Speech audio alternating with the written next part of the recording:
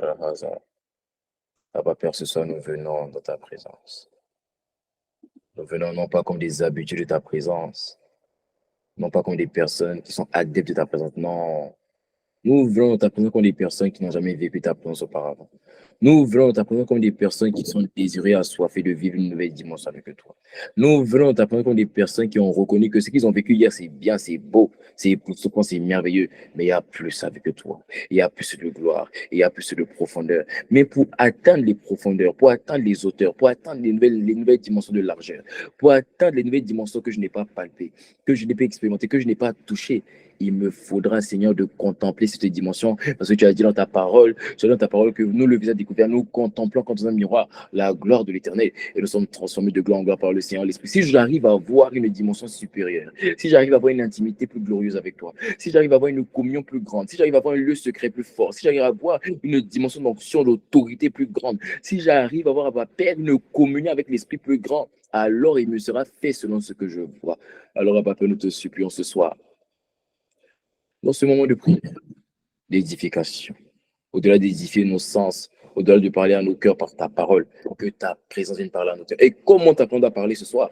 Elle doit déchirer les voiles qui m'empêchent de voir une vie meilleure avec toi.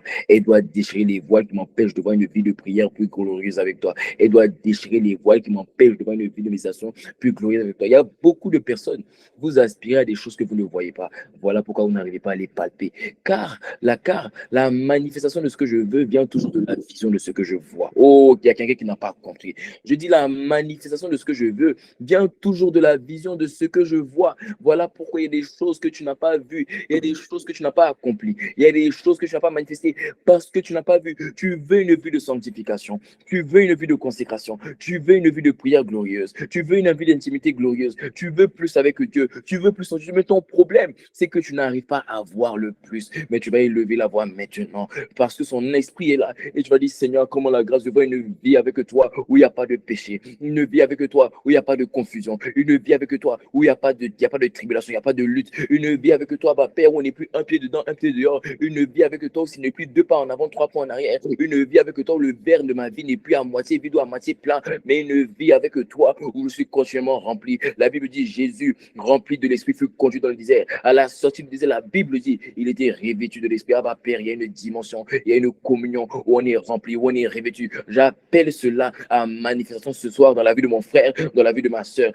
Père, accorde-nous la grâce de sortir de la confusion. Tu as dit que celui qui se confie en l'Éternel n'est point confus. Mais le problème, c'est que notre confusion ne vient pas des sorciers. Notre confusion ne vient pas du diable. Notre confusion ne vient pas de la sorcellerie. Notre confusion ne vient pas de la manière dont on a grandi. Tu penses que ta condition d'aujourd'hui, tu penses que ta confusion d'aujourd'hui vient de comment tu as grandi. Tu penses que ce que tu veux aujourd'hui vient du fait de comment tu as grandi, des blessures émotionnelles, des blessures familiales. Non, la vérité, c'est que ça vient tout simplement du fait que tu ne vois pas une vie différente. Tu n'arrives pas à te voir d'une manière différente. Tu n'arrives pas parce qu'il y a un voile sur tes yeux. Mais la Bible dit dans 2 Corinthiens 3 que ce voile est ôté en Christ. Alors, si tu es enfant de Dieu, que tu as reçu la parole et que Christ habite en toi, le voile est ôté. Père, honore ta parole. Honore ta parole. Tu as dit en Christ, le voile est ôté. Que cette parole ne revienne pas à ta bouche sans qu'elle accomplisse ce qu'elle a été relâchée dans la vie de mon frère, dans la vie de ma soeur. Alors ce soir, Père, nous t'implorons. Nous supplions. Il n'y a personne qui ne se tait. Il y a tout le monde qui parle et qui dit, Seigneur, enlève le voile qui m'empêche de voir une vie plus glorieuse avec toi. Enlève le voile qui m'empêche de voir une dimension. Enlève, viens briser les plafonds de verre. Viens briser les plafonds de verre. Il y a des plafonds de verre qui me disent, je ne pourrai jamais atteindre une dimension où je peux prier plus d'1 heure de prière. Voilà pourquoi tu es limité à 30 minutes de prière. Parce que tu t'es fixé un quota, tu t'es fixé un plafond. C'est des plafonds de verre, c'est des raisonnements, c'est des forteresses. Mais ce soir, je dis, toutes ces forteresses ont été érigées avec orgueil contre la connaissance de Christ tombent au nom de Jésus. Et les plafonds de verre qui t'empêchaient de voler plus haut comme un aigle, je déclare qu'ils sont brisés au nom de Jésus. Parce que ce soir, l'Esprit me dit que voici ce qu'il fait. Il ouvre les yeux de notre foi, Père. Ouvre les yeux de ma foi, je désire te voir. Oh, je ne sais pas si tu connais ce chant. Je désire te voir. Mais si tu le connais, chante-le. Ouvre les yeux de ma foi. Père, fais tomber les écailles, ouvre les yeux de ma foi. Ah, je désire te voir. Car la foi est une ferme assurance des choses qu'on espère. Je désire te voir. Une démonstration de ce qu'on ne voit pas. Ouvre les yeux de mon cœur, Père. Ma foi a besoin de voir. Ouvre les yeux de ma foi. Je désire te voir. Si je ne vois pas, je ne le serai pas. Non, je désire te voir. Abba, Père, ouvre, ouvre, ouvre, ouvre, ouvre les yeux de ma foi. Père, ne me laisse pas aveugle. Ouvre les yeux de ma foi, fils de David. Je désire te voir. Bartimée a dit, aie pitié de moi, fils de David. Je désire te voir. De même et compassion de mon histoire, ouvre les yeux de ma foi. Tu as dit que le juste vivra par la foi. Ouvre les yeux. La foi, Père, je désire te voir. Tu as dit, mon juste ne marchera pas par la vue. Non, je désire te voir. Je veux voir ce que tu me réserves. Ouvre les yeux de ma foi. Ne me laisse pas contempler le visible. Ouvre les yeux de ma foi. Mais donne-moi de voir l'invisible. Je désire te voir. Je désire te voir. Laisse-moi parler d'une personne. Toi, ta foi, ce que tu dois voir, ça ne te concerne pas toi. C'est pas pour toi-même que tu dois voir. Tu dois voir pour ta génération. Qu'est-ce que tu veux voir dans ta génération? Qu'est-ce que tu veux voir dans ta famille? Qu'est-ce que tu veux voir dans ton pays? Qu'est-ce que tu veux voir dans ton bureau? Qu'est-ce que tu veux voir là où Dieu t'a placé? Dieu me dit qu'il y a des personnes, tu dois être capable de voir pour toi.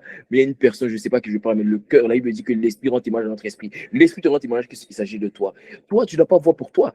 Tu dois voir pour les gens autour de toi. Qu'est-ce que tu vois? Tu veux voir. Si tu arrives à voir, parce que tu as été aveugle trop longtemps. Mais il y a deux types d'aveugles. Il y a les aveugles qui ne veulent pas voir. Il y a les aveugles qui n'arrivent pas à voir. Je vais t'expliquer. Les aveugles qui ne veulent pas voir, c'est ceux qui se gâtent les yeux. C'est ceux qui se pourrissent les yeux. Tu vois, on sait si une personne n'a pas envie de voir lorsqu'elle garde son téléphone devant ses yeux, lorsqu'elle confond ses yeux à la lumière bleue. C'est la preuve qu'elle ne valorise pas le don de la grâce de voir. Ceux qui ne veulent pas voir, c'est ceux qui pourrissent leurs yeux en gardant leurs yeux fixés sur des choses qui ne sont pas de Dieu, en gardant les yeux fixés sur la division des parents, en gardant les yeux fixés sur les codes, sur les péchés, en gardant leurs yeux fixés sur ce qui est néfaste. C'est ceux qui ne veulent pas voir. Et la deuxième catégorie, c'est ceux qui n'arrivent pas à voir. Parce qu'on leur a montré, on leur a imposé des choses qu'ils n'ont pas envie de voir. Mais l'esprit est en train de me dire, il y a des personnes, il y a deux catégories de personnes connectées ce soir. Il y a des personnes, tu dois être en mesure de voir pour toi-même ta vie, car il te sera fait selon ce que tu vois dans ta vie. Il y a une personne, c'est pas pour toi. Parce que tu te vois déjà comme une personne qui va réussir. Tu te vois déjà comme une personne sainte. Toi, ta vision, elle est déjà peaufinée. Tu sais déjà qui tu es. Mais ton problème, c'est que tu sais qui tu es, mais tu ne sais pas ce que Dieu est capable de faire autour de toi. Voilà pourquoi toi, tu as changé. Toi, tu es lumière, mais tout autour de toi est ténèbres. Ah, je ne sais pas que je parle, mais j'ai en train de parler à quelqu'un. Toi, tu es lumière, mais tout autour de toi est ténèbres. Et tu te dis, mais Seigneur, mais ma lumière ne brille pas. Mais Dieu te dit, mais tu vois, le problème, c'est que tu veux que j'éclaire alors que tu ne sais pas que tu es la personne qui doit éclairer. Mais tant que tu ne te verras pas comme allumé, tu seras éteinte. Alors j'étais allumé, mais tu penses que tu es éteint parce que tu te vois comme éteint. Alors tu vas essayer de voir. Tu vas dire, Seigneur, ouvre les yeux de ma foi.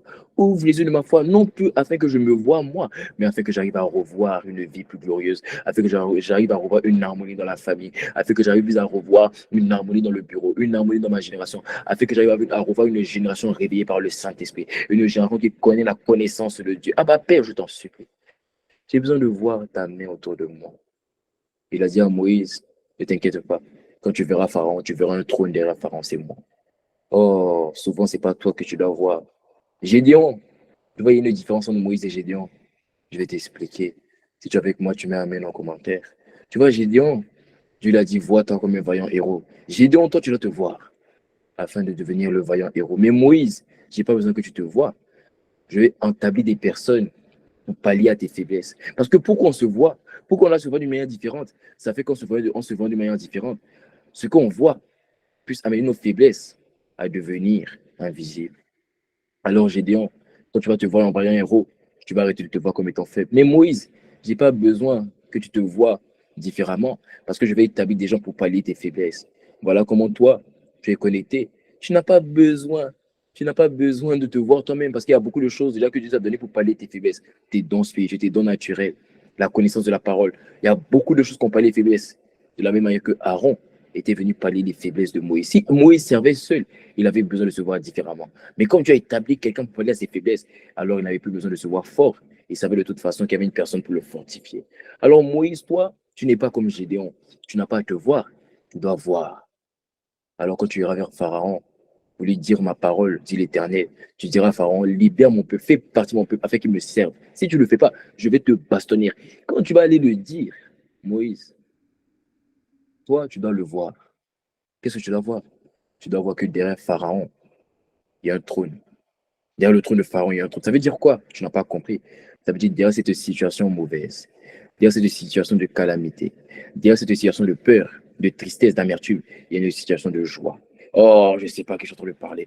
Derrière cette situation de peur, il y a une situation de quiétude. Derrière cette situation de division, il y a une situation d'harmonie. Derrière cette situation de tristesse, il y a une situation de joie. Alors tu vas élever la voix et tu vas dire, ouvre les yeux de ma foi, Père. Ouvre les yeux de ma foi, je désire te voir. Lève les mains, lève les mains, lève les mains. Je désire te voir. Cette main que tu lèves, c'est un point de contact. Ouvre les yeux de ma foi. Ça veut dire je suis disposé. Ouvre les yeux de ma foi. Je désire te voir.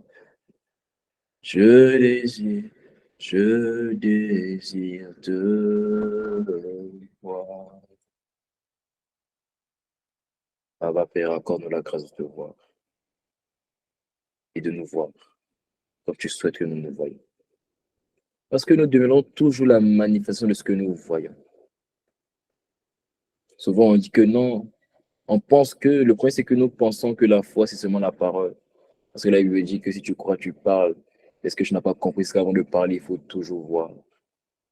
Car tu vas parler selon ce que tu as vu. Que ce soit visible ou invisible, tu parleras toujours selon ce que tu as vu.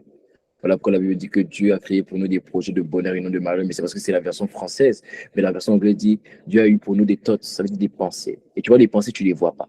Avant de parler de ces projets, avant de dire, et ainsi par l'Éternel, avant d'établir les projets, je ferai de toi, tu seras. Avant de dire à Jérémie, Jérémie, je t'ai établi prophète des nations, Dieu a pensé à faire de Jérémie prophète des nations. Ça veut dire qu'il a vu avant de parler. La vision viendra toujours avant la parole. Nous, on a pensé que la foi, c'est seulement la proclamation, alors que la foi commence avec la vision. À partir de maintenant, tes yeux s'ouvrent. Je dis à partir de maintenant, tes yeux s'ouvrent. Mets la main sur les yeux. Mets la main sur les yeux. Mets la main sur les yeux. À partir de maintenant, tes yeux s'ouvrent. Et si c'était tes yeux physiques qui étaient malades, tes yeux physiques sont guéris. Mais c'est les yeux spirituels que Dieu touche. Et il ne peut pas toucher l'intérieur sans passer par l'extérieur. Parce que ça met dans l'atmosphère. Alors, ma Père, que tous les yeux des émotions, les yeux du spirit, de l'esprit, les yeux du cœur, les yeux à ma Père physique s'ouvrent. Que les voiles tombent, que les écailles tombent au nom de Jésus-Christ.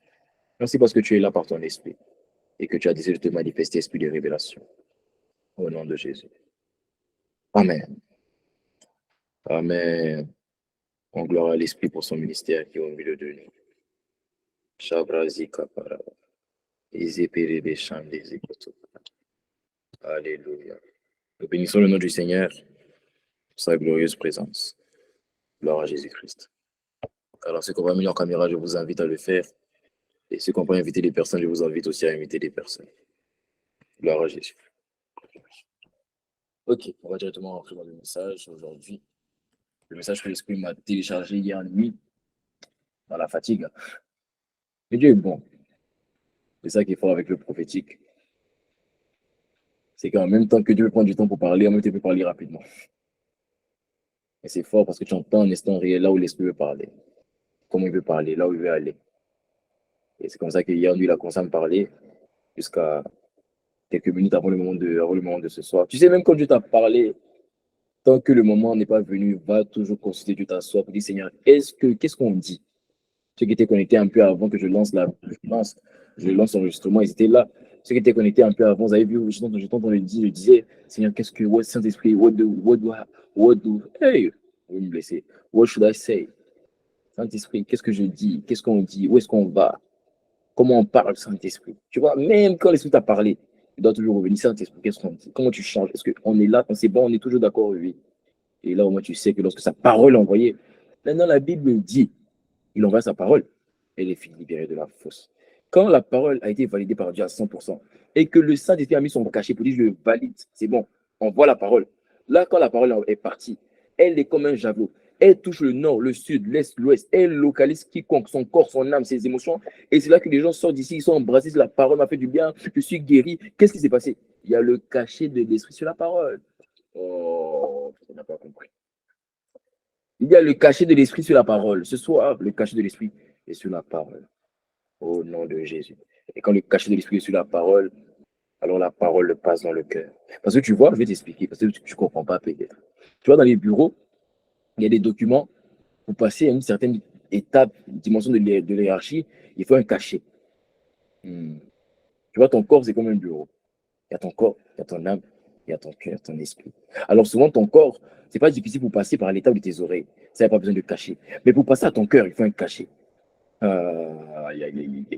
Le cachet qui permet la parole, qui est le document qui va passer à ton cœur, c'est le Saint-Esprit. C'est la confirmation de l'Esprit. Cette parole va te faire du bien au nom de Jésus. Le titre de mon message ce soir, c'est tout simplement, je pense que tu vas aimer, hein, pour ceux qui vont comprendre. Mais si tu ne comprends pas, tu vas comprendre par le message. Le titre de mon message ce soir, c'est la victoire du monde par la foi. La victoire du monde par la foi. La victoire du monde par la foi. La victoire du monde par la foi. Alléluia. Oh, est-ce qu'il y a un victorieux du monde connecté au son de la voix de son serviteur? Est-ce qu'il y a un victorieux du monde connecté au son de la voix de son serviteur? Tu lèves la main, ceux qui ne veulent pas mettre leur caméra. Mais si, franchement, je ne les considère même pas, même pas. Ça dit, moi, je suis en train de prêcher devant ceux qui ont mis leur caméra. Voilà. Parce que toi, là, tu veux pas. Oh, je te laisse, je te pardonne. On est ensemble. Hein? La victoire du monde par la foi. Moi, chaque semaine, vous me mettez la même femme là. Hein? Je ne sais pas c'est qui, mais il faudrait que, hein, toujours la même femme là. Je vais me changer ça. Hein? La victoire du monde par la foi. Alléluia. Tu es plus que vainqueur du monde. Je dis, tu es plus que vainqueur du monde. Oh. Bon, je reprends la parole, je remets dans ma poche. Je remets dans ma poche, tu n'as pas compris. Tu n'as pas compris. Tu es plus que vainqueur du monde. Et tu es vainqueur du monde par la foi. Oh, tu es vainqueur du monde par la foi. Tu es vainqueur du monde par la foi. Oui, tu es vainqueur du monde par la foi. Tu t'es expliqué le monde, c'est quoi? Le monde, c'est un système de pensée. Le monde, c'est pas le Ghana, c'est pas la Côte d'Ivoire, c'est pas la Chine, c'est pas le Japon. C'est la terre. Quand on parle de territoire, terre. Le monde, c'est un système de pensée. C'est un système de pensée spirituel qui localise des hommes naturels. Les hommes te disent non, nous, on ne croit pas en Dieu, mais ils sont possédés par les systèmes de pensée spirituels. Ils ne croient pas aux esprits, mais ils sont possédés par les systèmes de pensée qu'on appelle le monde. Le monde, c'est un système de pensée. Le monde, c'est une manière de réfléchir. Le monde, c'est une manière de penser, une manière d'imaginer des choses, une manière de voir la vie. Le monde, ce n'est pas des territoires. Les territoires, on appelle ça la terre. Le monde est un système de pensée. Et malheureusement, beaucoup dans ma génération, mais ça, c'est parce que tu t'as pas encore suscité. Beaucoup de ma génération pensent pas comme le monde, mais ça, c'est parce que tu t'as pas encore suscité. Oh, mais est-ce qu'il y a des personnes connectées? Ah, c'est bien, ça. Pardonne-nous. Je dis à des personnes qui sont possédées par l'esprit du monde, mais ça, c'est parce que Dieu ne t'a pas encore suscité.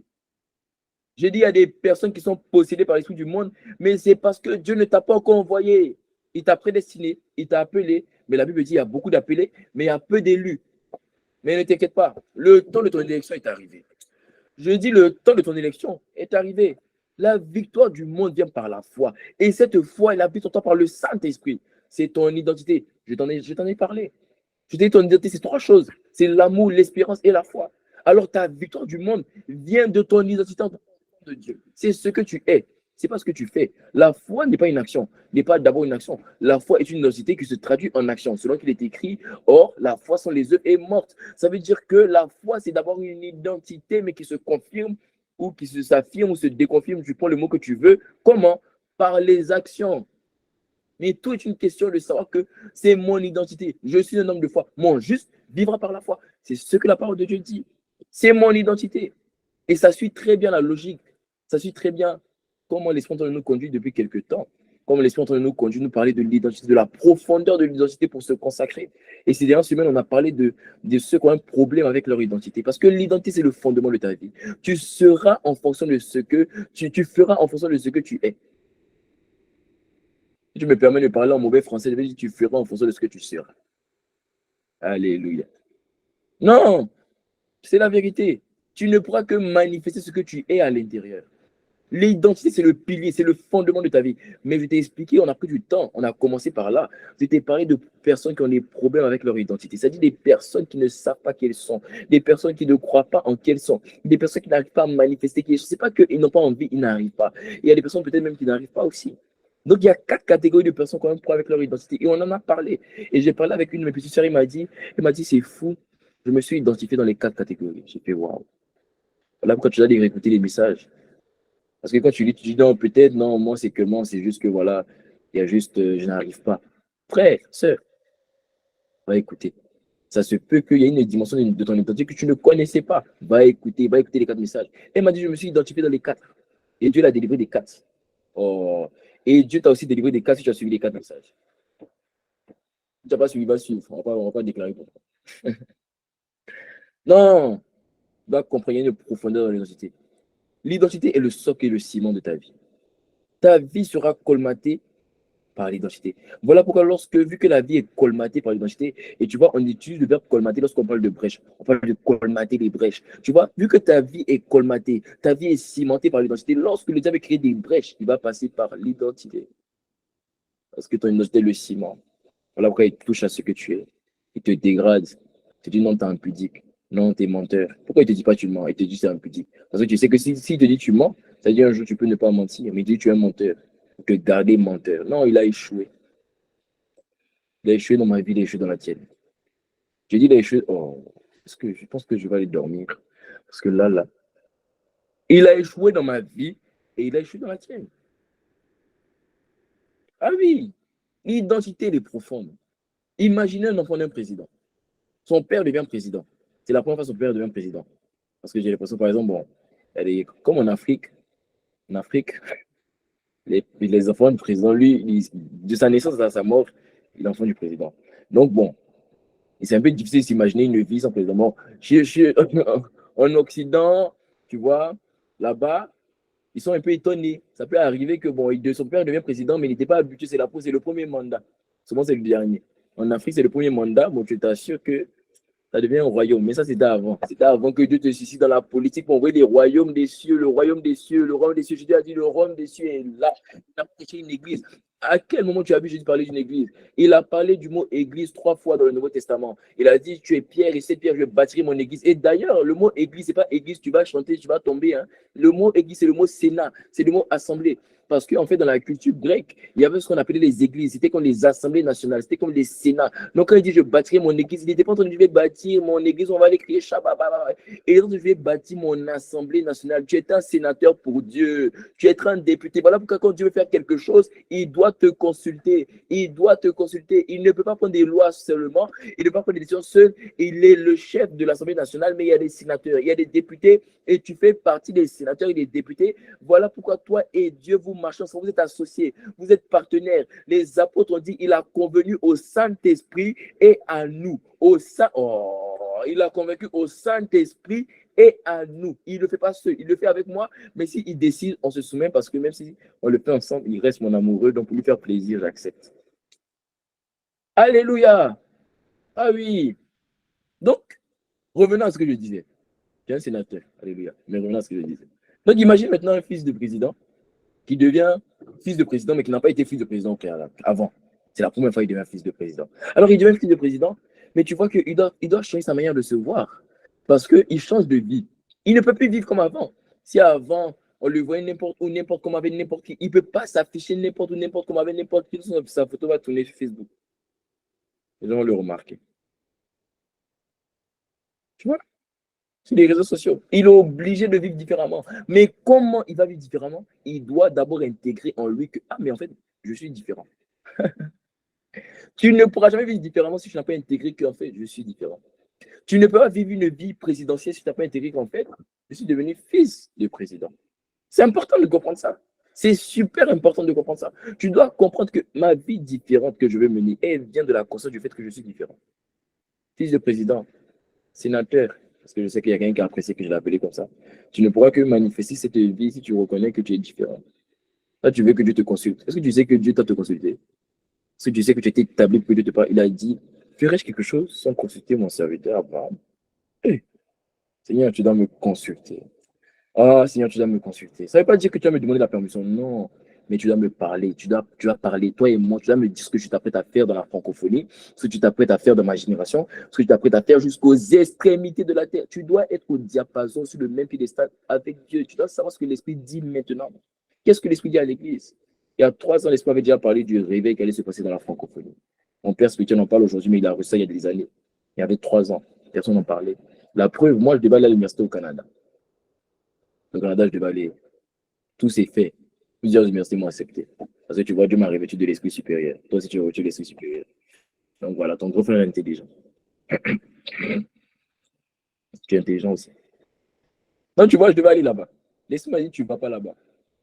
Je te veux en plein cœur de la francophonie, te connecter. Parce qu'il y a un réveil qui doit sortir de la francophonie et tu es un acteur. Oh. Ah oui, tu dois savoir ce que l'esprit dit. Tu dois savoir ce que l'esprit dit. Alors, une personne qui devient enfant du président pour vivre une vie présidentielle doit comprendre que ma vie a changé. Je suis différent, j'ai une nouvelle identité. Ça veut dire quoi? Ça veut dire que c'est la prise de conscience de mon identité qui me donne alors une vie, de vivre une vie différente. Je ne pourrai jamais vivre une vie différente sans prendre conscience de qui je suis. Ton point, c'est que tu veux vivre une vie différente. Et en Christ, on a tous une vie différente qui nous a été offerte. C'est ce que je t'ai dit, ça s'appelle la vie de consécration. La vie de consécration, ce n'est pas une vie d'obéissance au commandement de Dieu. Non, ce n'est pas d'abord ça. Je dis la vie de consécration, c'est une vie où on est disponible et disposé. C'est une vie où ta lumière brille. C'est une vie où ton sel impacte. C'est une vie où Dieu passe par toi pour dire, pour parler, pour être sa bouche, pour être ses mains, pour être ses pieds. C'est une vie de consécration. Consécration, ça veut dire mettre à part. Ça veut dire mettre à part. C'est une vie où Dieu t'a mis à part. Comme il a mis à part, la Bible dit, il a tenu bon à Dieu de mettre à part dès le sang de sa mère. Il a mis à part pour parler. Il a mis à part. Il a dit à Jérémie, quand j'étais dans le sein de ta mère, petit, je te connaissais. Je t'avais mis à part. Je t'avais établi. Ah, Dieu a dit ça à quelqu'un. Je sais, oh, quelqu'un n'a pas dit amen. Dieu a dit à quelqu'un, il t'a mis à part. Et il t'a mis à part pour une vie de consécration. La vie de consécration, ça vient par l'obéissance au commandement. Je ne dis pas que ce n'est pas l'obéissance, c'est l'obéissance. Mais c'est être, c'est plus fort que ça, c'est plus profond. C'est être disponible et disposé pour Dieu. Seigneur, tu me veux où? Moi, vous savez, je suis constamment comme ça en train de me poser la question, Seigneur, on fait quoi? On va où? Qu'est-ce que je peux faire?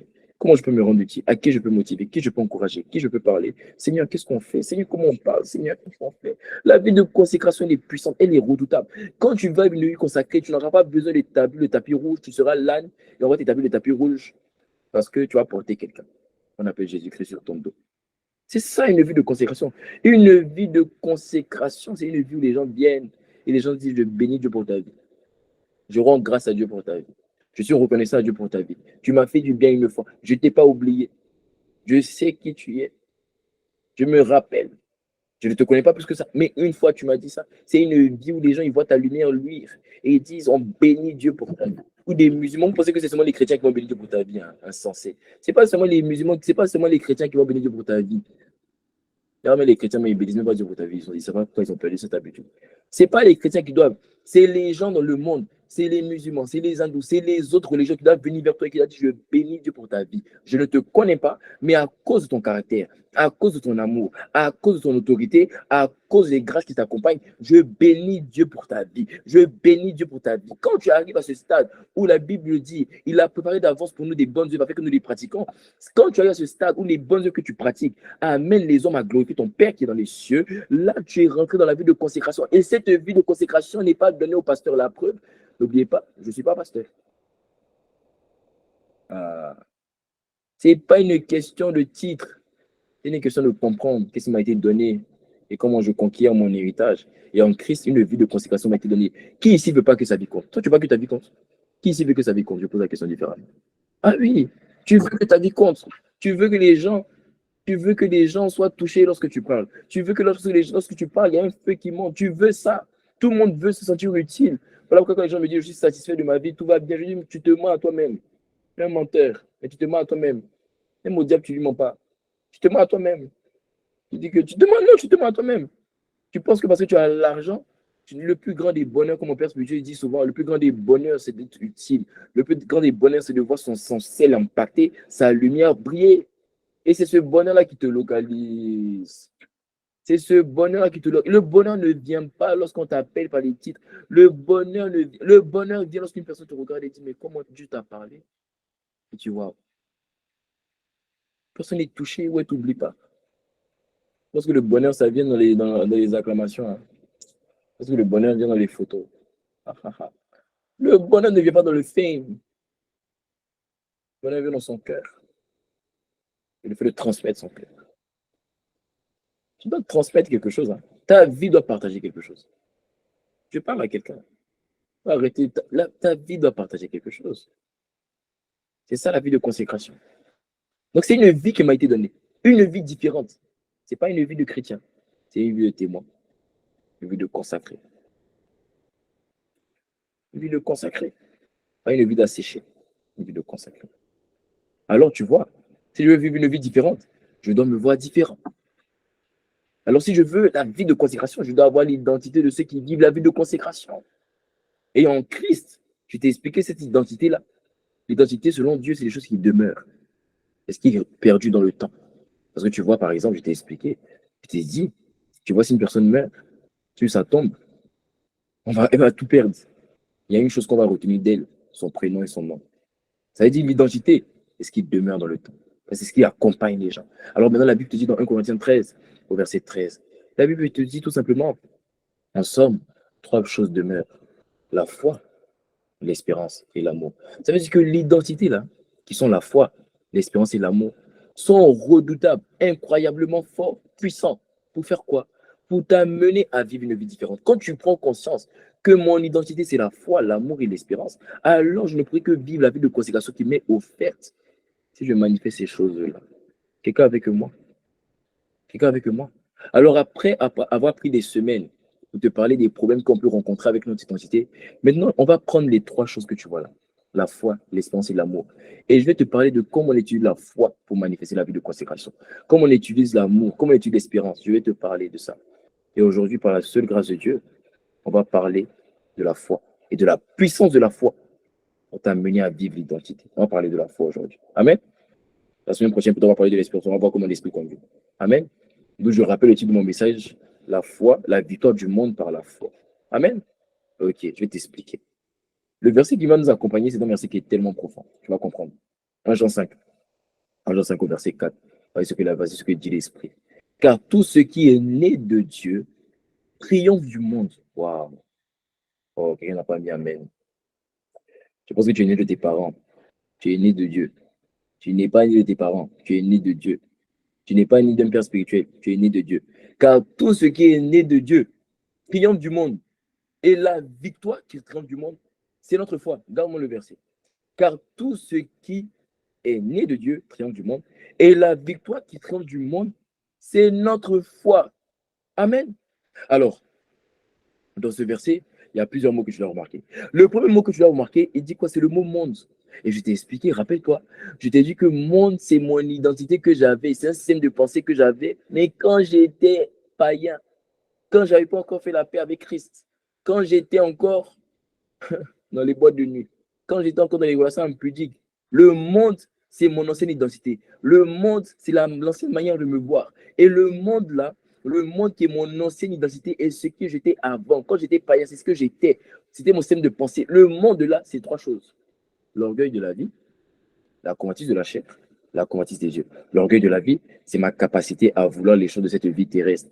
Alors que Jésus a dit, ne vous attachez pas des choses de la terre où les voleurs volent ou la rue, non, attachez-vous des choses d'en haut, tu vois. Donc l'orgueil de la vie, c'est de penser que tout s'arrête sur la terre, alors qu'il y a quelque chose de supérieur qu'on appelle l'espérance, qu'on appelle la vie éternelle, qu'on appelle l'enlèvement, qu'on appelle le corps glorifié. Non, tu vois, comment en parler un jour, ne t'inquiète pas, tu vas comprendre. L'agenda de Dieu pour le ciel est extrêmement glorieux, tu vois. Ça, c'est l'orgueil de la vie. C'est ce que j'étais avant. Est-ce que le diable faisait de moi avant une personne orgueilleuse de la vie? Le plus important, beaucoup de parents sont dans l'orgueil de la vie, hein. Le plus important, c'est les diplômes. Le plus important, c'est le titre, c'est le statut. Le plus important, c'est pas le titre. Le plus important, c'est la charge qui t'accompagne. Le plus important, c'est pas ta parole, c'est pas ta voix, c'est le poids qui te porte. Ah oui, c'est ça le plus important. Alors, dans le monde, il y avait l'orgueil de la vie. Il y a la convoitise de la chair. La convoitise de la chair, c'est ma capacité à marcher selon mes cinq sens. Dès que je vois une fille passer, je vois un garçon passer, la chair, là, il commence à prendre ses passions et ses désirs. Dès que je vois une nourriture, je ne peux pas dépasser. La convoitise de la chair. Tout ce que je vois, tout ce que ma chair voit est convoite. Tout ce que ma chair voit est convoite. Je veux toucher, je veux entendre, je veux palper. Non, convoitise, convoitise. Ça, c'était avant. Il y a la convoitise des yeux. Tout ce que je veux, je vois. Génération Facebook, Instagram. Tout ce que tu vois, c'est tout ce que tu vois, les gens ont, hein. Souvent, les gens louent vers la photo. Après, ils redonnent. La convoitise des yeux. Ah oui. Alors, donc, tu sais, tu comprends ça. Le monde, alors, ici, dans ce verset, en fait, le monde qui parle ici, c'est mon identité d'avant. Alors, maintenant, il te dit, car tout ce qui naît de Dieu triomphe du monde. Autrement dit, tout ce qui naît de Dieu triomphe. Mais le monde triomphe. Ça veut dire quoi? Ça veut dire, en fait, remporte la victoire sur.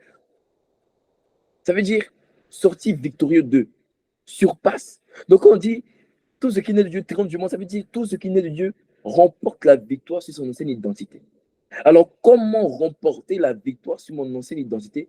Il faut que je sois possédé par une nouvelle identité qui vienne surpasser mon ancienne identité. C'est pour ça qu'il dit, et la victoire, autrement dit, ce qui me permet de surpasser, ce qui me permet de triompher de mon ancienne identité, c'est une nouvelle identité qu'on appelle la foi.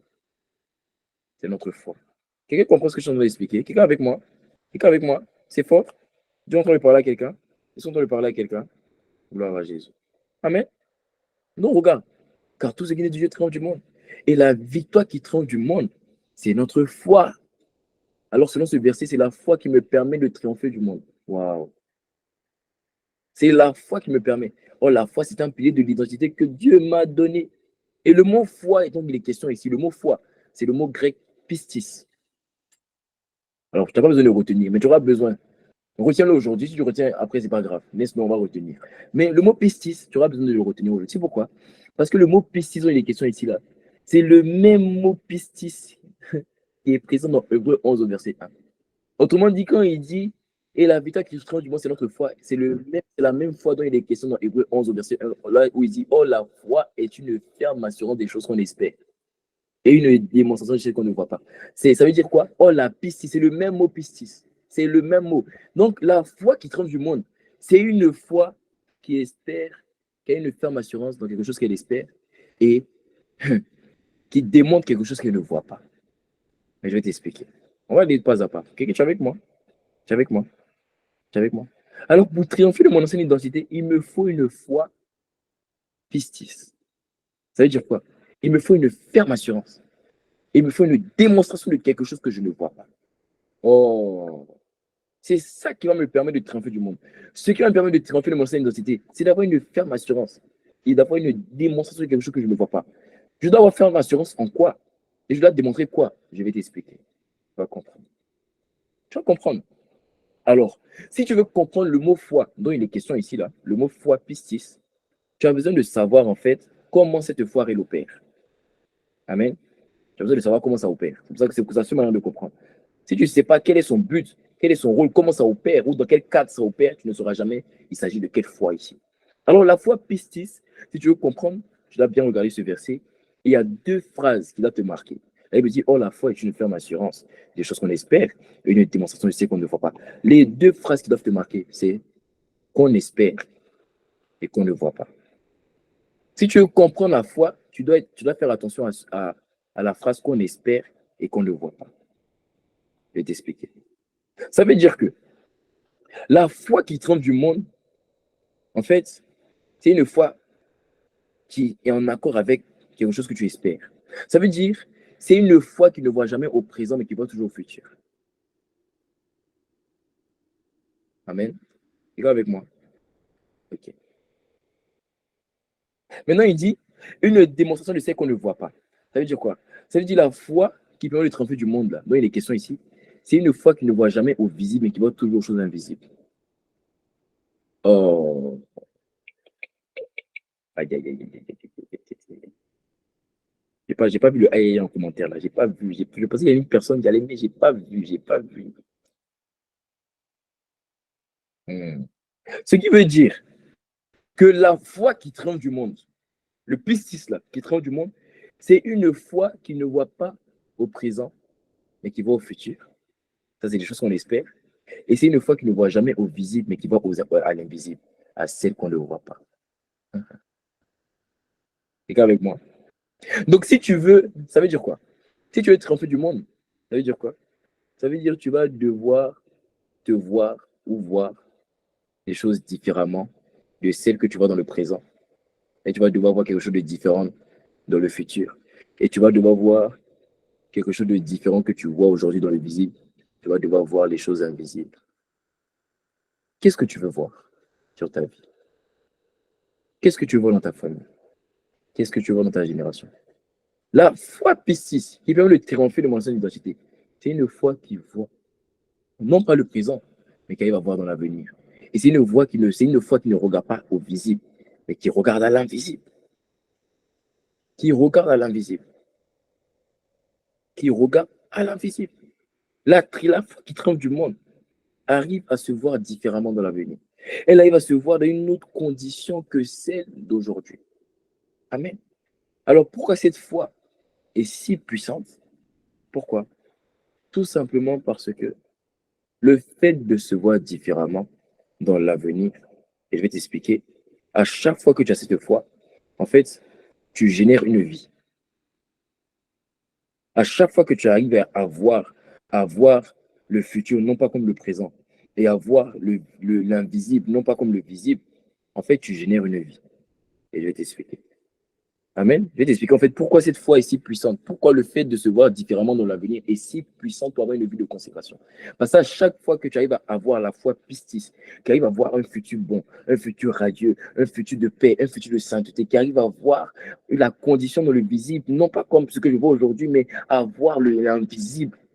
Quand tu arrives à te projeter, à voir une vie sans péché, à voir une vie sans impudicité, une vie sans colère. Pourquoi ça, c'est si puissant? Pourquoi c'est si puissant? Pourquoi c'est si puissant? Parce que à chaque fois que tu as la foi, ça génère une vie. Ça génère une vie. Est-ce que la Bible dit dans Hébreu 10, au verset 38? Est-ce que la Bible dit dans Hébreu 10, au verset 38? La Bible dit, tout simplement dans Hébreu 10, au verset 38, il est écrit, oh mon juste vivra par la foi. Ça veut dire quoi? Ta vie provient de la foi. Ta vie provient de la foi. Mais le mot vie ici, c'est pas la vie où Jésus a dit, je suis venu pour que mes brebis aient la vie et qu'ils aient la vie en abondance. C'est le mot Zoé. C'est pas le mot Zoé ici. Le mot vie ici de vivra, c'est le mot Zao.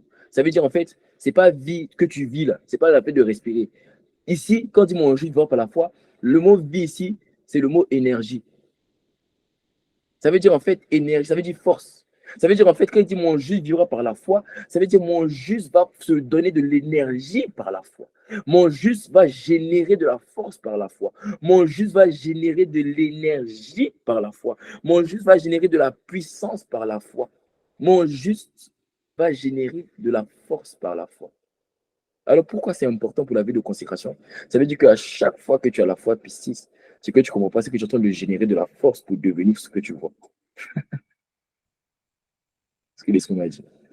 À chaque fois que tu as la foi piscis, en fait, à chaque fois que tu arrives à te voir différemment que comment tu te vois aujourd'hui, à chaque fois que tu arrives à avoir un futur radieux qui est différent de ce que tu vois aujourd'hui, tu es en train de générer une force qui va te permettre de devenir ce que tu as vu. Oh.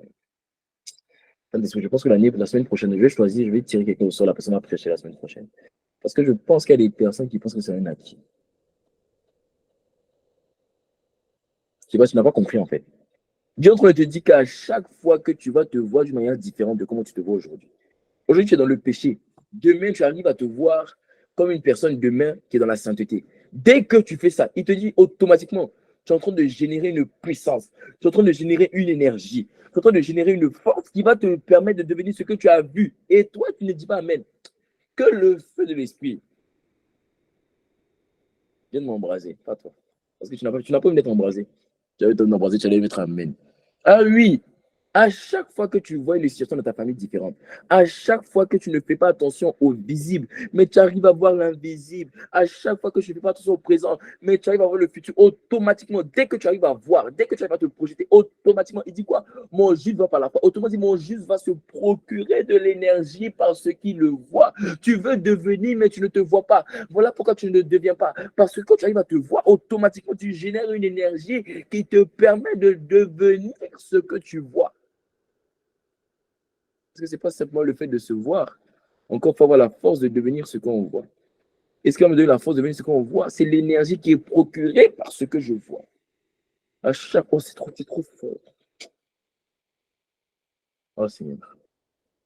À chaque fois que tu te vois, automatiquement, tu génères une énergie qui va te permettre de devenir ce que tu vois. Ce que tu vois. Mon juste vivra par la foi. La foi crée l'énergie pour la manifestation de ce que tu veux être ou ce que tu te vois être. C'est la foi qui crée cette énergie. C'est la foi qui crée l'énergie pour que tu deviennes ce que tu veux être. Tu dis non, je veux devenir saint. Tu n'as pas la foi que tu seras saint. Tu dis non, je veux être. Tu n'as pas la foi d'être. Tu ne te vois pas comme à devenir ainsi. Voilà pourquoi il n'y a pas d'énergie. Il n'y a pas d'énergie qui sort. C'est dès que tu te vois automatiquement. Imagine-toi comme une centrale nucléaire, une centrale. Dès que c'est allumé, une énergie commence à sortir, n'est-ce pas? L'un de même. Dès que ta foi a commencé, automatiquement, une énergie est en train d'être générée. Alors tu vois, il y a des pays où la centrale est nucléaire ou hydraulique, tout ce que tu veux, elle n'arrive même pas à générer de la lumière pour toute une ville. Mais il y a des pays où ça génère pour tout un pays, au point où on en donne à d'autres pays. Pourquoi? C'est quoi la différence? C'est que dans les deux là, il y a une qui n'a pas été allumée longtemps, l'autre a été allumée longtemps. Toi, ton problème, c'est que tu penses à une vie différente une fois chaque semaine. Voilà pourquoi ton énergie pour devenir ce que tu veux devenir est peu.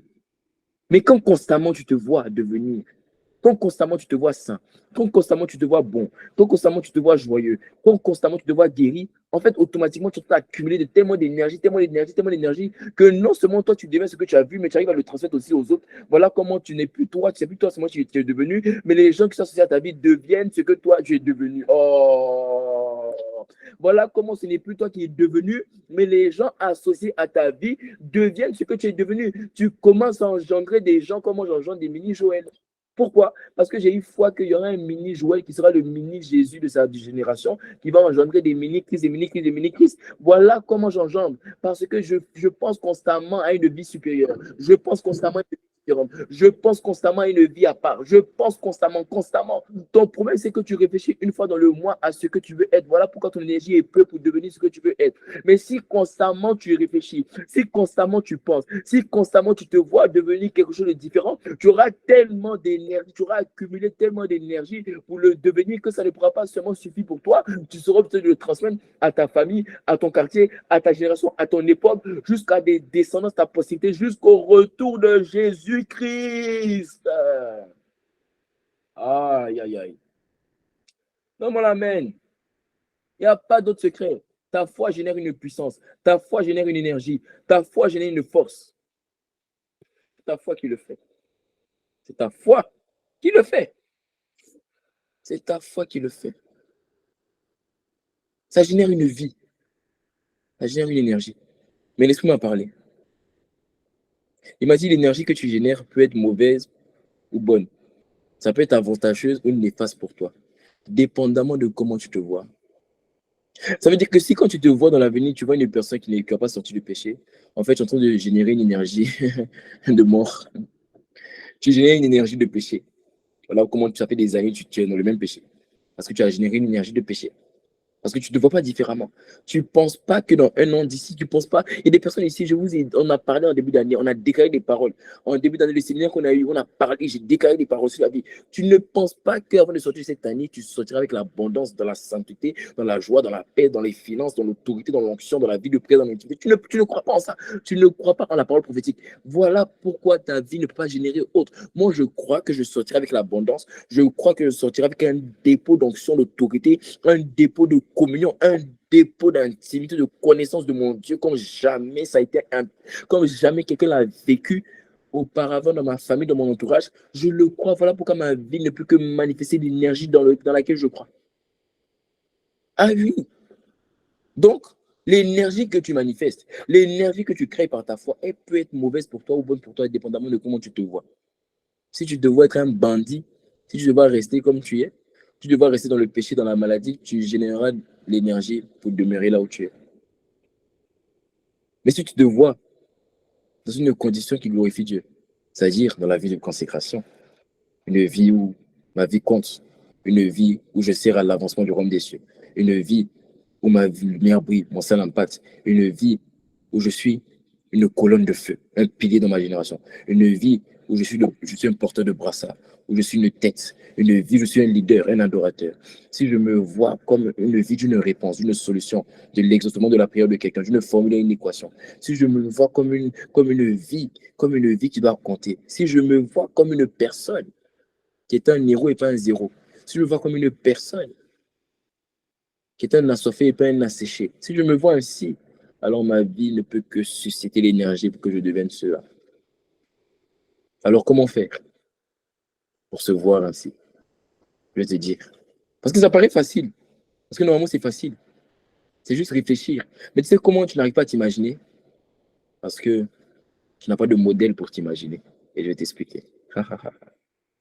Comment arriver à voir une condition qui répète Dieu? Comment arriver à se voir dans une vie de consécration? Comment? En fait, la vérité, c'est que, tu sais comment on fait? J'ai envie de te chuchoter à l'oreille, mais je n'ai pas en face de moi. En fait, ne te regarde pas toi. Regarde à quelqu'un d'autre. Hébreux 12, au verset 2. Là, il me dit quoi? Là, il me dit quoi? Regardons toujours Jésus, mais j'aime pas cette version. Là, il me dit, ayons le regard sur Jésus. C'est lui qui est l'auteur de notre foi et celui qui la rend parfaite. Ça veut dire en fait, ça veut dire quoi? Ça veut dire quoi? Ça veut dire quoi? Ça veut dire que si tu veux susciter cette énergie, en fait, ne te regarde pas toi. Aie un modèle. Qui est ton modèle? Jésus. Il faut que tes yeux de la foi soient sur lui. Ainsi, quand tes yeux de la foi seront sur lui, tu vas susciter l'énergie. Ça veut dire quoi? Ça veut dire en fait, si tu veux la sainteté, ne te vois pas saint. Regarde à la sainteté de Jésus. Si tu veux la joie, avant de te voir joyeux, vois la sainteté de Jésus. Ton problème, c'est que tu n'arrives pas à te voir joyeux parce que tu ne sais pas, tu ne connais pas la joie indescriptible et pleine de gloire. Celle-là, c'est en Christ qu'on la connaît. Tu dois voir dans les Écritures comment Jésus était joyeux. Tu dois voir comment il parlait. La Bible dit jamais homme a parlé comme lui. Tu veux parler, tu en as marre des vulgarités, marre des injures, marre des moqueries, marre des calomnies. Mais vois comment il parlait. Avant de te voir, vois comment il parlait. La Bible dit ayant les regards, fixons les regards sur l'auteur et le consommateur. D'autres versions n'aiment pas le consommateur. D'autres versions disent celui qui rend ma foi parfaite. Si tu veux la sainteté, la joie, la paix, la patience de Jésus, contemple celle-ci, admire-la. Et quand tu vas admirer, tu vas susciter l'énergie pour devenir ça. Pourquoi? Parce que la Bible dit, si tu as le regard sur lui, il n'est pas seulement l'auteur de ta foi, il est celui qui la rend parfaite. Ça veut dire quoi? Ça veut dire, tu sais comment ta foi est parfaite? C'est quand tu manifestes ta foi, c'est là que ta foi devient parfaite. Donc on dit, quand ta foi est parfaite, ça veut dire, il va te donner ce que tu as vu. Il va faire de toi ce que tu as été capable de voir. Il y a un homme de Dieu, le pasteur Ghislain, une fois il a prié pour moi. Par sa grâce, j'avais déjà commencé à opérer dans les dons, dans l'adoration prophétique. Mais lui, il a une telle grâce de l'adoration prophétique. Telle grâce de l'adoration prophétique. Et j'allais le voir. Je dis, papa, j'admire la dimension dans laquelle tu es. Parce que je sais, c'est quoi l'adoration prophétique. C'est le fait d'entendre en instant réel, de transmettre, et le fait d'entendre les sons. Mais moi, je ne suis pas encore arrivé. Je suis très, très loin. Papa, toi, tu es loin. Je veux ta grâce. Vous savez ce qu'il m'a dit? Il m'a dit, c'est ce que tu arrives à voir et pour toi. Dès qu'il m'a dit ça, euh, il n'a pas eu besoin de m'imposer les mains. J'ai reçu l'intégralité du manteau par la foi. Parce que j'ai vu. C'est ce que tu vas voir de Jésus que tu vas manifester. Tu dois voir la joie de Jésus afin qu'il te la donne. Et tu dois avoir la foi que ce que tu as vu, c'est pour toi. Moi, j'ai foi qu'il sera dit à mon sujet, jamais homme a parlé comme Joël, à part Jésus. J'ai foi qu'il sera dit à mon sujet que ce n'est pas une question d'âge. J'ai foi qu'il sera dit à mon sujet que ce n'est pas une question de couleur de peau. J'ai foi qu'il sera dit à mon sujet que c'est possible d'être jeune et consacré et passionné. J'ai foi. Alors parce que j'ai foi. L'auteur de ma foi, c'est-à-dire celui qui m'a donné d'avoir cette foi-là, il va la rendre parfaite. Ça veut dire il va l'accomplir. Il va l'accomplir. Il te donnera ce que tu auras vu de lui. Il accomplira de toi ce que tu auras vu de lui. Ce que tu auras vu de lui. Mais laisse-moi parler. Parce que normalement, moi je pensais, quand laisse-moi parler, je me dis, ah, c'est le bon, le message est final. Là, pourtant, je donne le secret. Mais non, ça, c'est pas encore le secret. Laisse-moi dire, il y a plus que cette dimension-là. Et ce qu'il m'a dit, parce que il peut rendre ta foi parfaite, mais toi, tu demeures imparfait. Non, moi, je vais te parler. Tu sais comment Dieu rend ta foi parfaite? Par exemple, tu as admiré sa joie. Et parce que tu as admiré sa joie, tu t'es vu joyeux, il t'a donné la joie. Mais tu n'es pas patient. Ça veut dire qu'il a rendu ta foi parfaite, mais toi, tu demeures imparfait.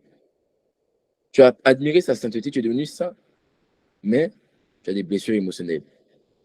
Tu as admiré sa manière de parler, mais tu es imparfait parce que tu n'as pas sa manière d'agir. En fait, le fait d'avoir les regards sur lui, c'est bien, mais ça ne te donne seulement une portion. Ça te donne seulement ce que tu es capable de voir. Quelqu'un avec moi? Donc, ça veut dire que ce que tu es capable de voir va l'amener à te donner ce que tu étais capable de voir. Il va rendre ta foi parfaite. Mais il m'a dit, il peut rendre ta foi parfaite, c'est-à-dire ressembler à ce que tu as vu. Mais ça ne veut pas dire que toi, tu es parfait. Être parfait, ça veut dire que tu ne ressens pas seulement à ce que tu as vu, tu le ressens entièrement. Tel il est, tel tu es. Alors toi, tu pensais que le secret, c'était te dire comment avoir une portion de lui. Non. Moi, il m'a dit de venir te dire comment on devient lui. Dieu ne veut pas seulement te rendre ta foi parfaite. Il veut te rendre parfait. Si tu as le regard sur lui, c'est bien. Il va rendre ta foi parfaite. C'est-à-dire ce que tu as vu, il va te le donner. Mais ce n'est pas ce qu'il veut. Il veut faire plus. Il veut, toi, te rendre parfait. Alors là, c'est très différent. Il m'a dit, pour qu'il te rende parfait, il ne faut pas admirer simplement une portion de lui. Ne cherche pas seulement à avoir sa joie. Ne cherche pas seulement à avoir sa sainteté. En fait, pour qu'il te rende parfait, tu dois te voir toi-même en lui.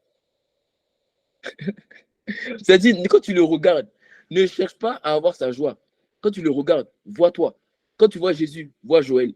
Quand tu vois Jésus, vois Maïla. Quand tu vois Jésus, vois Fanny. Vois-toi, vois-toi. Vois-toi, vois-toi. Quand tu... Oh, Bon, tu comprends pas, je vais t'expliquer. 2 Corinthiens 3. 2 Corinthiens 3, verset 18. Je vais t'expliquer. Tu comprends pas? 2 Corinthiens 3, verset 18. Regarde, nous tous qui le visage découvert, nous contemplons comme dans un miroir. Qui contemple? Nous tous. Quand tu regardes dans un miroir, c'est qui tu vois? C'est toi-même, non? Nous tous, nous contemplons comme dans un miroir à la gloire de l'Éternel. Hein? Mais c'est qui je contemple? Qui contemple? C'est moi, je contemple, n'est-ce pas? Nous tous. Mais qu'est-ce que je contemple? La gloire de l'Éternel. Ah, donc moi, je suis la gloire du Seigneur. Ça veut dire que, alors que la gloire, ça veut dire rendre visible. Donc si on dit que nous contemplons la gloire de l'Éternel, ça veut dire en fait, je suis la manifestation visible de Jésus-Christ. Oh, donc quand je contemple, en fait, C'est moi, je suis en train de voir. Mais qu'est-ce que je suis? Je suis la gloire de Dieu. Je suis la gloire de Dieu. Tu es la gloire de Dieu. Tu es la gloire de Dieu. Tu y es la gloire de Dieu. Alors, c'est cette dimension à laquelle tu t'attends. Et comment on fait? Comment on fait? Parce que Dieu veut te rendre parfait. Dieu veut te rendre parfait. Dieu ne veut pas seulement que tu aies une portion de sa gloire. Il veut que tout en toi s'écrive gloire. Alors, comment? N'aie pas seulement les regards fixés sur lui. C'est-à-dire, n'admire pas seulement une portion de lui que tu apprécies. N'admire pas seulement sa joie. N'admire pas seulement quelque chose qui te manque. Admire-lui. Parce que tant qu'il ne t'a pas rempli totalement, en fait, tout te manque. Ton problème, c'est que tu penses que parce que tu as avancé avec Dieu, c'est seulement la joie qui te manque. La vérité, c'est que tant qu'il ne t'a pas rempli, tout te manque. Alors, qu'est-ce que tu fais? N'admire pas une portion. Vois-toi en lui. Regarde-toi en lui. Quand tu vois Jésus dans les Écritures, dis c'est moi. Il s'agit de moi. Quand tu le vois guérir des malades, c'est moi. Quand tu le vois prier au Père, c'est moi. Il dit celui qui m'a vu a vu le Père. Oh, oh bon, je vais t'expliquer, tu n'as pas compris. Jésus dit celui qui m'a vu a vu le Père. Pourquoi il a dit ça? Qui a engendré Jésus? Qui a permis à ce que Jésus soit venu? À ce que Jésus vienne? C'est le Père, non? Qui t'a permis à ce que tu viennes? Jésus? Non, celui qui m'a vu a vu qui? Oh. Celui qui m'a vu a vu Jésus. Celui qui m'a vu a vu Jésus. Celui qui m'a vu a vu Jésus. Alors, tu dois croire. Et comment on fait ça? Comment on se voit en lui? En fait, c'est la même manière. Par la foi. Pistis. En fait, mais là, c'est différent. Là, c'est tout le temps. Je dois toujours me visualiser. Et je dois me visualiser identique à lui. Je suis pareil que Jésus. Je ne sais pas pour toi, moi, je suis un petit Jésus, petit Christ. Voilà pourquoi on dit chrétien. Toi, tu penses que chrétien, c'est une appellation. Ça veut dire petit Christ. Je suis un témoin. Tel il est, tel je suis. Et d'ailleurs, je vais faire plus que lui parce qu'il agit en moi par son esprit. C'est ce que je suis. Quand j'arrive quelque part, je dis, je t'en supplie. Quand il y a des gens qui me font la guerre, je dis, mais je pose la question. Je t'ai évangélisé? Non. Je t'ai parlé de Jésus? Non, tu ne vas pas parler de Jésus. Donc, tu vois que tes persécutions, que tu me persécutes, tu n'as pas de raison. Parce que je t'ai rien fait. Je t'ai pas évangélisé. Donc, toi, tu es en train de me créer des problèmes. Tu sais qui je suis? Non, si je t'ai évangélisé, tu m'insultes, il n'y a pas de problème. On prend. Mais je t'ai rien fait. Et tu me persécutes. Tu me persécutes. Il y a une main. Pas ma main. Il y a une main qui est sur moi. Et tu ne fais pas attention. Parce que c'est ce que je suis. Je suis Jésus. Je suis Christ. Parce qu'il habite en moi. Et je bénis Dieu de ce que, lorsque je dis ça, tu ne le vois pas comme un blasphème. C'est-à-dire, tu comprends la maturité spirituelle. C'est une personne qui dit, comment il peut dire ce Jésus? Toi, tu es disqualifié. Tu ne comprends pas qu'il ne s'agit pas du physique, il s'agit de l'esprit. La dimension de ton esprit fusionne avec le Saint-Esprit. Et vous devenez un. Parce que quand on dit je suis Jésus, vous pensez que Jésus, son esprit n'était, l'esprit de Jésus était impuissant. Laisse-moi vous parler de 1 an à 30 ans, qui le connaissait? Impuissant. Jusqu'au jour où il a fusionné avec un esprit qu'on appelle l'esprit de Christ. Voilà pourquoi on dit Jésus-Christ.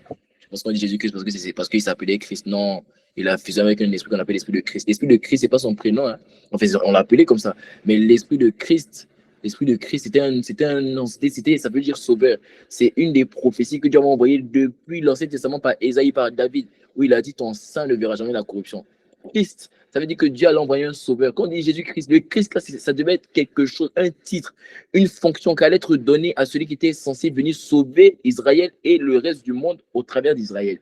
Alors, vu que c'est Jésus que Dieu avait choisi, il a pris, et Christ, ce n'est pas un être humain, Christ, c'est un esprit. Il a pris l'esprit de Christ et il a fusionné avec l'esprit humain de Jésus. C'est pour ça qu'on dit Jésus-Christ. Là, je posais que c'était deux prénoms, bon, parce que la Bible, oui, on l'appelait comme ça, mais ce n'est pas ça, c'est plus profond que ça. Amen. Ah oui. Alléluia. Alors, moi, mon but, c'est d'être identique à lui. Tu ne dois pas seulement avoir des regards, tu dois contempler. C'est plus fort qu'avoir des regards. Parce que là, il me dit, Dieu parcourt son regard. Le Seigneur parcourt du regard. Ça veut dire le regard va toujours parcourir. Un regard parcourt tout le temps. Donc, regarde là, tu vas finir un jour ou l'autre à arrêter de regarder. Quand il aura rendu ta foi parfaite, tu vas arrêter de regarder.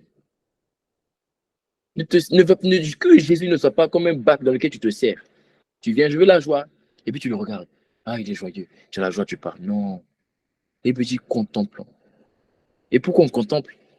Parce qu'il te dit, Nous sommes traités par la même image de gloire en gloire. Ça veut dire en fait, il y a toujours un niveau supérieur. Toujours plus. Là où tu es aujourd'hui, là, ce n'est rien. Là où je suis aujourd'hui, ce n'est rien. Arrête de t'enorgueillir, je connais trop. Tu connais rien. Laisse-moi te parler. Tu ne sais rien. Tu ne sais rien, je ne sais rien. Tu ne fais rien, tu n'es rien, tu ne connais rien. Il y a plus avec Dieu. Il y a plus avec Dieu. Alors la foi qui rend du monde, c'est pistis. Et pistis, c'est une foi qui te donne de l'énergie. Mais, et je vais terminer par là, Jacques 2 au verset 26. Tu sais, je vais t'expliquer et je vais terminer par là, en matière. Regarde-moi le verset. Tu sais, dès que tu arrives à te voir d'une manière différente, automatiquement, tu viens de créer une énergie. Ça, tu as compris, n'est-ce pas? Ok. Ça veut dire que dès que tu as créé cette énergie-là, Dieu me dit de te dire, tu n'as plus d'excuses pour ne plus agir selon ce que tu as vu. Parce qu'une force a été donnée pour agir. C'est pour ça qu'il dit, comme le corps sans âme est mort, de même la foi. Vous savez quoi, c'est le même mot, pistis. De même la foi sans les œuvres est morte. Ça veut dire que si tu as pistis, mais que tu n'agis pas selon ce que tu as vu de toi, automatiquement, ta pistis là, ta foi, elle commence à mourir.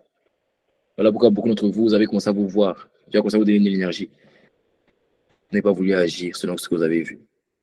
Voilà pourquoi, de plus en plus, ce que tu as vu a commencé à s'éteindre. Et laisse-moi dire de te dire que dès que tu te vois, ça devient instantané. Il n'y a rien d'autre à faire. Voilà pourquoi je vous ai dit que mon message est très pratique. Dès que tu te vois, il n'y a plus rien à faire. Automatiquement, une énergie a été créée. Ça veut dire que tu dois croire qu'il y a une énergie qui m'a été désormais donnée afin de faire et d'être, de manifester les œuvres. Dès que tu te vois joyeux, dès que tu te vois identique à Jésus, commence à opérer comme Jésus. Oh. Dès que tu te vois comme lui, commence à opérer comme Jésus. Commence à parler comme lui. Commence à prophétiser comme lui. Commence à aimer comme lui. Commence à prier comme lui. Commence à méditer comme lui. Commence à parler avec autorité comme lui. Là, il me dit qu'on l'a vu. Donc, quand il a parlé, les hommes étaient très dit, mais comment un homme peut-il parler avec tant d'autorité? Mais il était rempli des fruits de l'esprit. Ça veut dire qu'il n'était pas, il parlait pas avec agressivité. Il parlait avec autorité. Ça veut dire qu'il parlait avec douceur, sans crier. Mais on sentait que ce qu'il disait, c'était la parole de Dieu. Quand je te parle, tu n'as même pas encore vérifié tout ce que je te dis, mais tu sais que je suis en train de parler. On dit parler avec autorité. Il ne criait pas, il parlait avec autorité. Dès que tu t'es vu comme lui, commence à opérer comme lui. Dieu m'a dit, c'est le temps où tu opères comme lui. Bienvenue dans la saison de ta vie où tu opères comme lui. Mais d'abord, tu dois te voir comme lui. Accepte de te voir comme lui. Au nom de Jésus-Christ. Et là, on va prier 2 minutes. On va prier 2 minutes. Ne te déconnecte pas. Shabra kata kata pare. J'ai foi en toi de tout mon cœur, de tout mon cœur. J'ai foi en toi, de ce que je suis aujourd'hui, je ne le serai pas demain de tout mon cœur. Que mon présent ne sera pas mon futur de tout mon cœur. Que mon visible n'est pas mon invisible. J'ai foi en toi, que mon présent n'est pas mon présent, tout mon cœur, que mon pendant n'est pas mon après de tout mon cœur, que mon introduction n'est pas ma conclusion, j'ai foi en toi, que mon alpha n'est pas mon oméga de tout mon cœur, que mon début n'est pas ma fin de tout mon cœur. Abba, Père du plus profond de moi, j'ai foi en toi. Oh, j'ai pistis en toi, j'ai pistis en toi de tout mon cœur, que je vais te ressembler de tout mon cœur, que je vais aller de gloire en gloire vers toi. J'ai foi en toi. de tout mon cœur, de tout mon âme. Abba Père, je prie pour quiconque a entendu ce message et à qui tu as parlé. Restaure notre vision, restaure notre foi et accorde la grâce de te voir afin de devenir la manifestation, Abba Père, de ce que nous voyons de toi. Accorde la grâce de nous voir comme des royautés, comme des splendeurs, comme des majestés, parce que c'est ce que tu es. Tel tu es, tel nous sommes, n'est-ce pas? Accorde-nous la grâce de le manifester. Mais ça ne vient pas par la prière, ça vient par la prière de la foi. Ça ne vient pas par le jeûne, ça vient par la contemplation de la gloire. Abba Père, on te supplie, fais-le en nous par le Saint-Esprit. Au nom de Jésus-Christ. Amen, amen, amen.